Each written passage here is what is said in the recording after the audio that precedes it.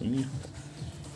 Это один электрод, 2 электрод, третий, четвертый с поворотом, 5.